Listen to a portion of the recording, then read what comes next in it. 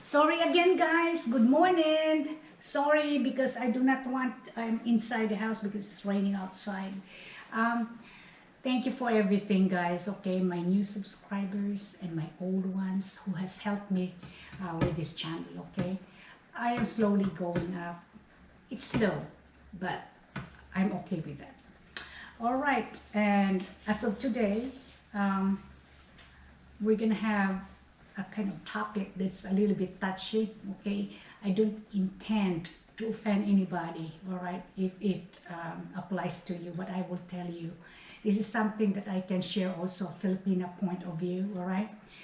By the way, this is a subject about buying property in the Philippines. Okay, foreigners are not allowed to buy land. I think you can buy condominium or townhouse, but not own the land itself. You can buy it in the name of your wife or children or whatever, but children who are dual citizens. But you cannot own the land legally, okay? So, basically you are at the mercy of the wife with regards to that kind of scenario. Now, to avoid this, I will have some factors here that I jot down that may affect your decision whether or not to buy or to rent a property.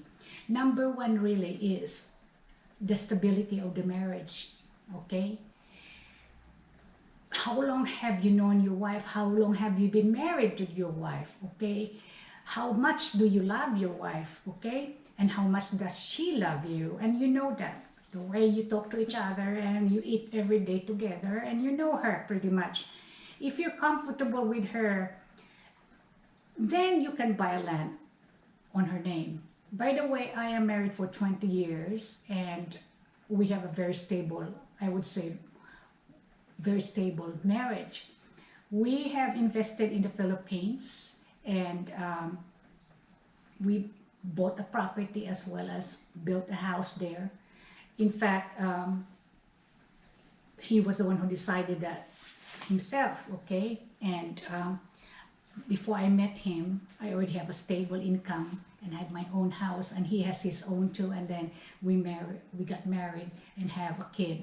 So that kid has a dual citizenship as well as me, okay? American as well as Filipino. Otherwise, that's why we were able to buy some land there.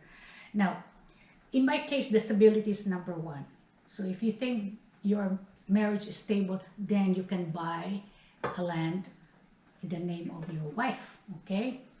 So, but if not, do not, because you can have divorce and then you are gonna be at a risk of being kicked out, okay?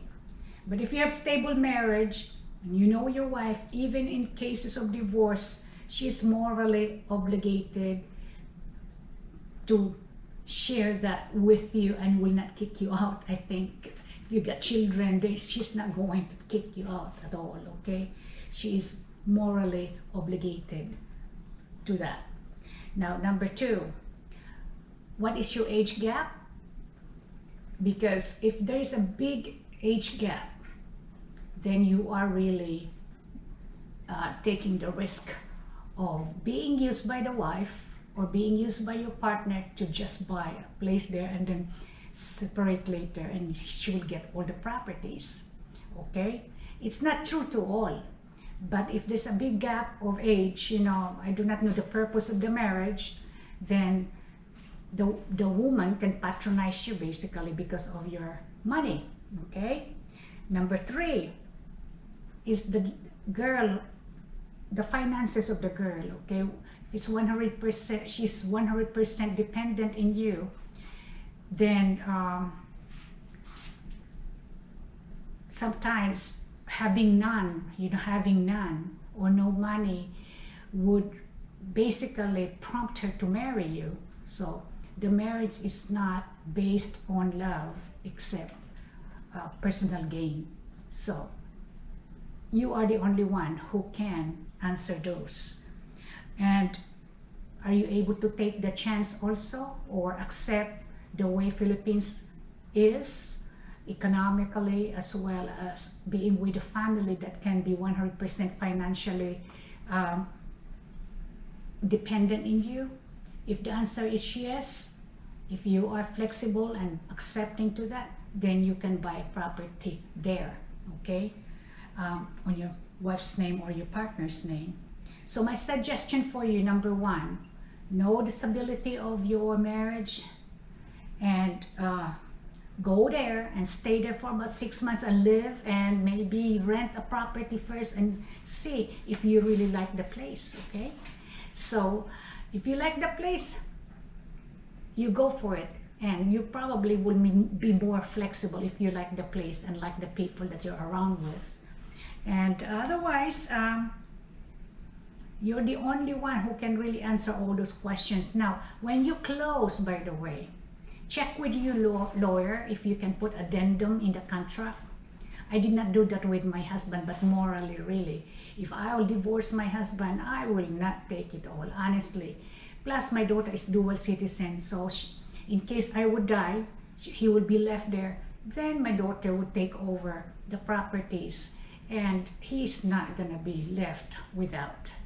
So, make an addendum there. Check with your lawyer about usufruct contract.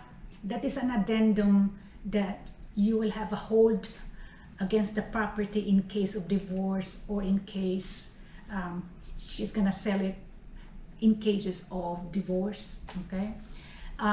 Maybe you can include, number 1, you cannot be kicked out in a certain time, like 25 years. You can stay there 25 years. Number 2, maybe you can add there that if you sell it, if you decide to sell,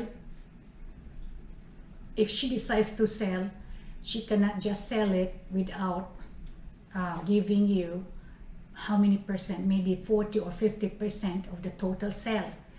That's total sale. You can add those times, and then check with your lawyer. They should have that, because we did that with our properties. Because I bought properties on the name of my sister, so we have usufructs added to the contract. So anyway, good luck, guys, and do not just be wise, okay, not to get used like that, okay? And you do not sell all your properties in the United States, because at least you have something to fall back on. And do not put all your money in building her a mansion. Just a modest house, okay, affordable one. And at least you still have some money in your pocket if in case of emergency. Do not forget to really put money aside there if in case of something like that will happen, especially if you do not know your wife, honestly. So this is a Filipina talking about Filipina views, talking about or helping you out buying a property in the Philippines. And good luck to you all. And I know it's for the best if in case whatever you decide, okay? And you're the only one who knows the answer. And good luck. Bye-bye.